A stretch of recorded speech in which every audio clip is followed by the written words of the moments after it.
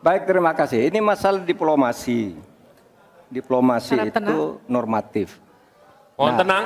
Sebenarnya, saudara sekalian, kalau diplomasinya selama tidak jalan, saya kira sistem rekrutmen diplomat sekarang ini harus ditinjau ulang. Dulu-dulu diplomat-diplomat kita tuh bagus. Ya, sekarang ini kadang-kala ada titipan dari partai. Kalau belum dari partai belum masuk, itu tidak disahkan. Di DPR partai ini belum masuk. Nah, sesudah bertugas tidak jelas. Dia tidak ngerti, tidak punya pengertian dasar-dasar diplomasi. Sehingga kalau saya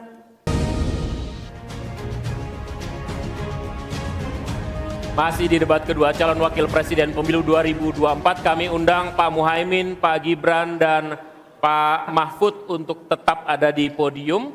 Kita masih akan lanjutkan pendalaman visi dan misi.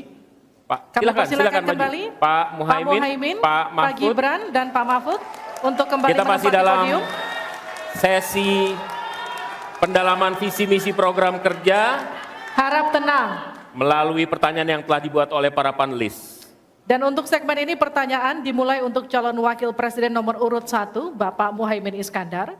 Untuk itu kami persilahkan panelis untuk mengambil undian subtema di dalam fishbowl. Kami persilahkan Ibu Poppy Ismalina untuk mengambil dan memperlihatkan ya kepada calon wakil presiden dan moderator.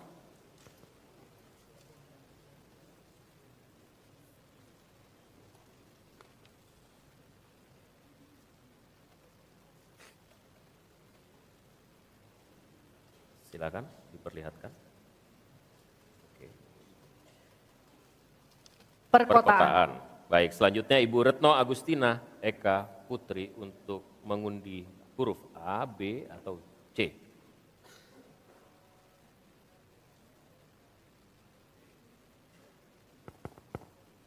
Silakan diperlihatkan huruf B. Perkotaan huruf B. Perkotaan huruf B.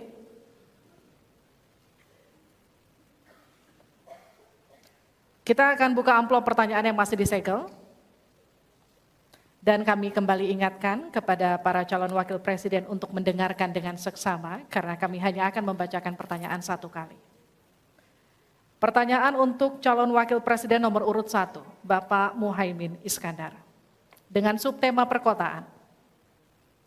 56% penduduk Indonesia tinggal di perkotaan dan mencapai lebih dari 70% di tahun 2045.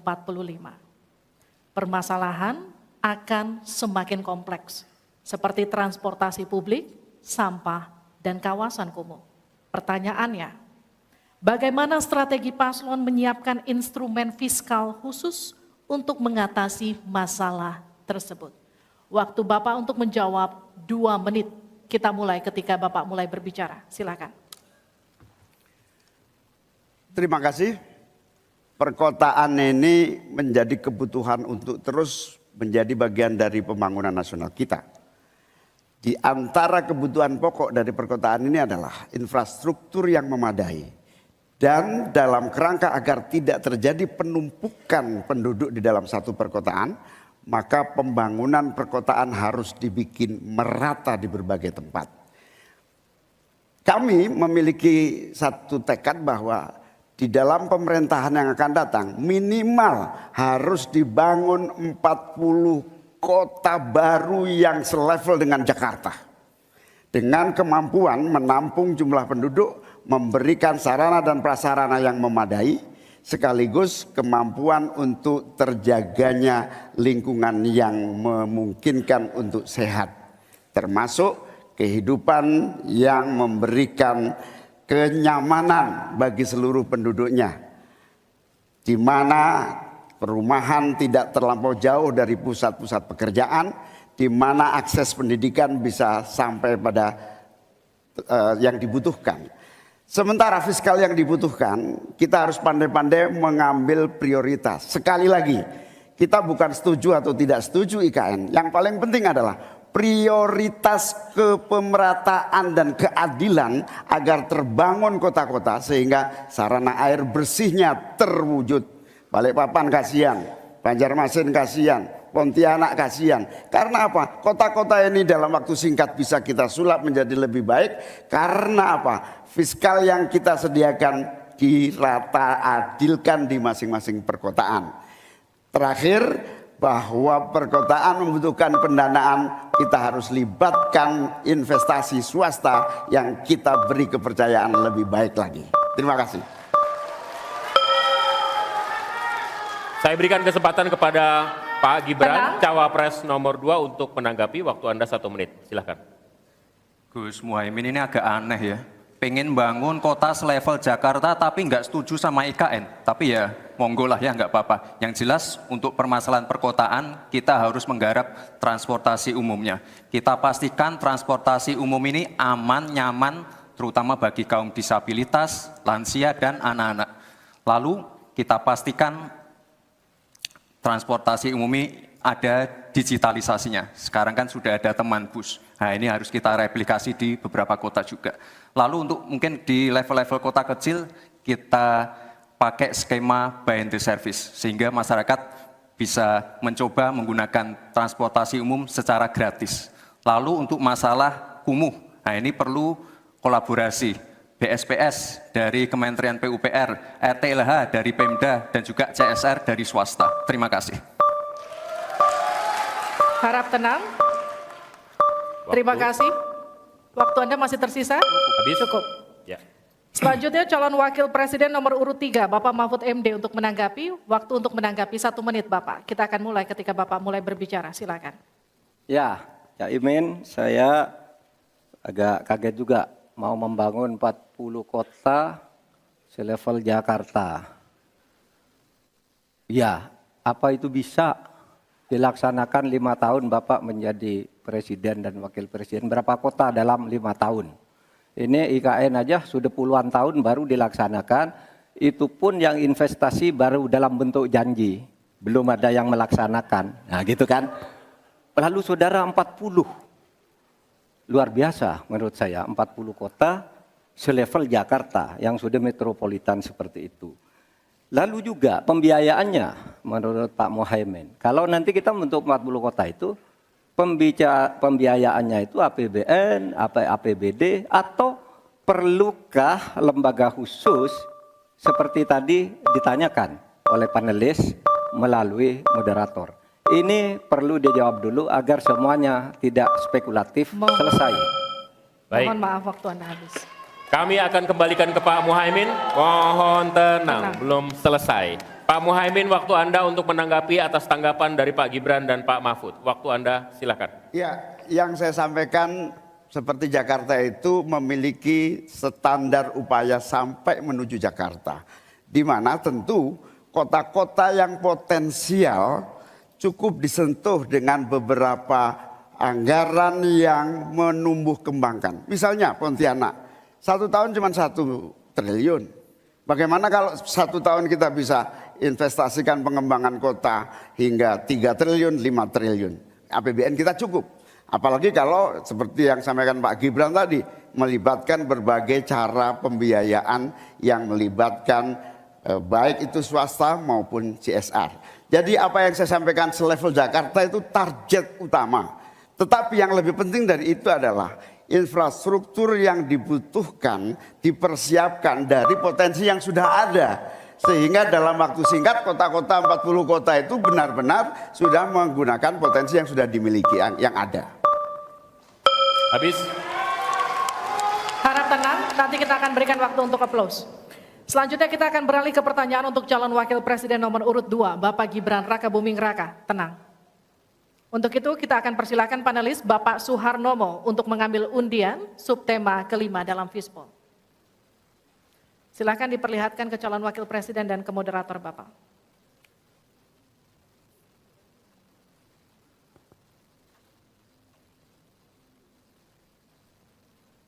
Infrastruktur.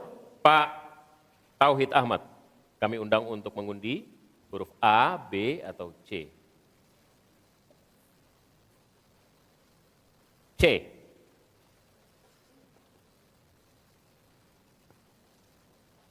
Infrastruktur huruf C.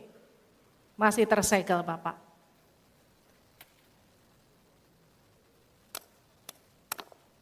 Mohon didengarkan dengan seksama karena kami hanya akan membacakan satu kali. Pertanyaan untuk Bapak Gibran Rakabuming Raka dengan subtema infrastruktur. Dalam 5 tahun biaya infrastruktur pada proyek strategis nasional sebesar 2.385 triliun rupiah dari APBN. Sementara untuk infrastruktur sosial seperti sanitasi dan air bersih masih memprihatinkan. Pertanyaannya, bagaimana strategi paslon untuk memastikan penyediaan infrastruktur sosial tanpa membebani keuangan daerah? Waktu Anda untuk menjawab 2 menit, kita akan mulai ketika Anda berbicara. Silakan. Baik, terima kasih. Jika kita bicara masalah sanitasi dan air bersih, ini nanti nyambung ke masalah stunting. Untuk masalah sanitasi, ini perlu kolaborasi banyak pihak. Misalnya apa yang sudah saya lakukan di Solo. Kita membangun IPAL komunal di perumahan padat penduduk. Ini penting sekali. Lalu untuk kebutuhan air bersih, kita juga bekerja sama dengan kabupaten sekitar, misalnya dengan Wonogiri, Klaten, untuk mendapatkan air bersih. Kita juga sekarang sudah ada proyek strategis nasional, membangun beberapa bendungan dan embung. Ini nanti juga penting untuk meneruskan program pengairan nasional yang nanti berguna untuk pengadaan air bersih dan juga untuk mengairi sawah. Ke depan, masalah sanitasi dan air bersih ini penting sekali.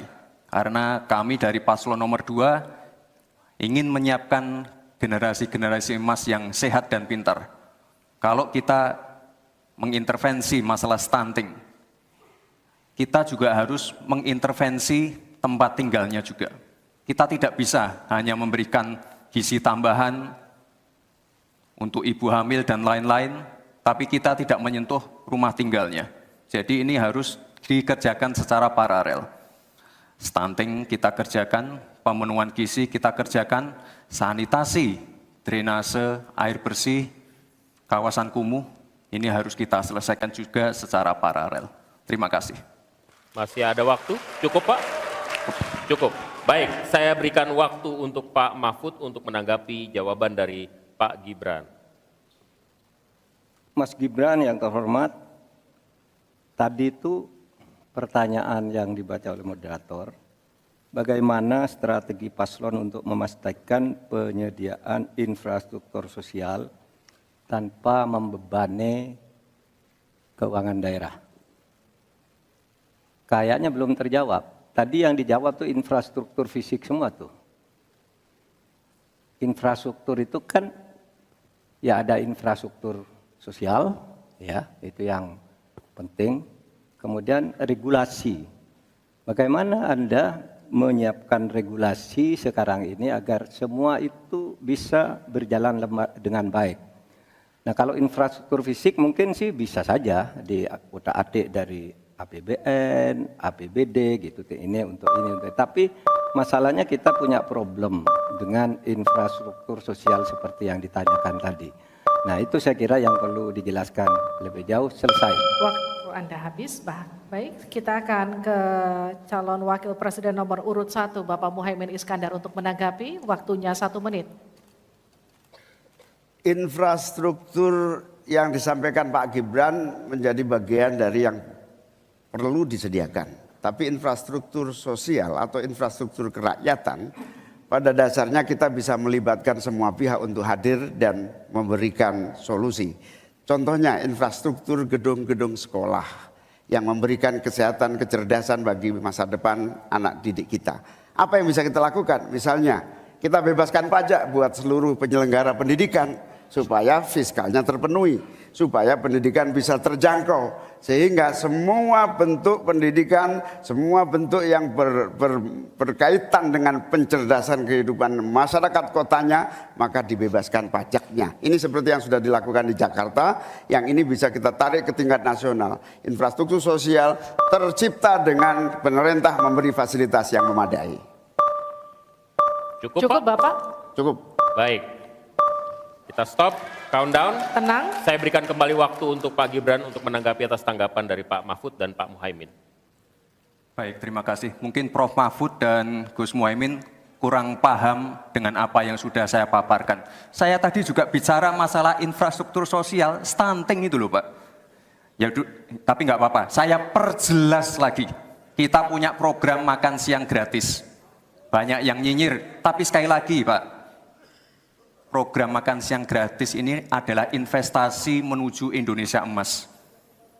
Program makan siang gratis 400T ini adalah stimulan untuk ibu-ibu, warteg-warteg, warung-warung, catering-catering yang ada di daerah. Bayangkan 400T mengucur ke daerah-daerah. Semua ibu-ibu ikut memasak makan siang untuk anak-anak kita. Itu Pak yang saya maksud dengan infrastruktur sosial. Program makan siang gratis, investasi ke depan untuk menuju Indonesia emas. Terima kasih. Tenang. Baik, kita akan masih lanjut. lanjutkan. Harap Kita tenang, masih kita lanjut. akan lanjutkan. Selanjutnya kita akan beralih untuk pertanyaan calon wakil presiden nomor urut 3, Bapak Mahfud MD. Untuk itu kami persilakan panelis Bapak Yose Rizal Damuri untuk mengambil undian subtema ke-6 dalam Fishbowl.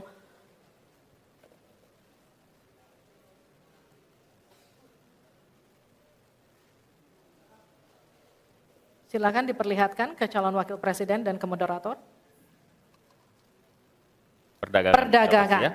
Dan Bapak Aditya Wardono untuk membantu kita mengundi huruf A, B, atau C.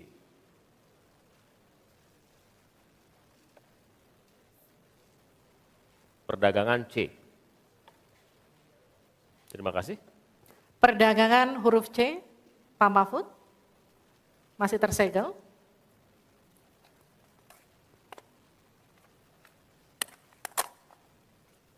Mohon didengarkan dengan seksama karena kami hanya akan membacakan satu kali. Pertanyaan untuk Bapak Mahfud MD dengan subtema perdagangan. Untuk meliberalisasi perekonomian, Indonesia telah meratifikasi lebih dari 25 perjanjian perdagangan bebas. Tetapi pemanfaatannya belum optimal untuk mendorong ekspor dan investasi. Pertanyaannya, bagaimana strategi paslon untuk mengoptimalkan pemanfaatan perjanjian-perjanjian tersebut guna meningkatkan ekspor dan memperkecil defisit neraca perdagangan? Waktu Bapak untuk menjawab 2 menit, kami persilakan ketika Bapak mulai berbicara. Baik, menurut saya untuk mengoptimalkan pemanfaatan perjanjian-perjanjian, saudara sekalian, saya dan Mas Ganjar kebetulan Ganjar Mahfud ini sudah berdiskusi lama tentang ini. Sekurang-kurangnya ada 3 hal yang menjadi strategi kami. Pertama, mengutamakan diplomasi ekonomi. Sehingga para duta besar yang ada di luar negeri itu, menurut Pak Jokowi pada saat awal-awal kami dilantik, duta besar itu adalah duta ekonomi. Optimalkan diplomasi ekonomi dengan negara-negara lain. Yaitu. Kemudian yang kedua, juga kami akan melakukan perdagangan untuk mengintegrasikan perdagangan nasional kita ini ke perdagangan global. Sehingga memenuhi standar-standar internasional untuk setiap apa yang kita punyai mau dimasukkan ke dunia global itu sudah jelas.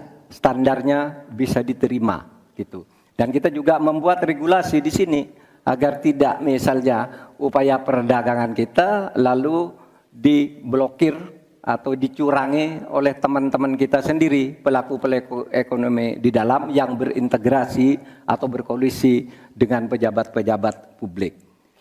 Kemudian, saudara kalian, kami akan mengutamakan penguatan ekonomi nasional agar ekonomi nasional itu juga bisa tumbuh ke dalam sehingga nantinya masuk dengan strategi kedua tadi bahwa kualitas barang dagangan kita itu bisa diterima di luar negeri dan produktif sehingga juga tidak susah misalnya untuk diterima oleh dunia internasional.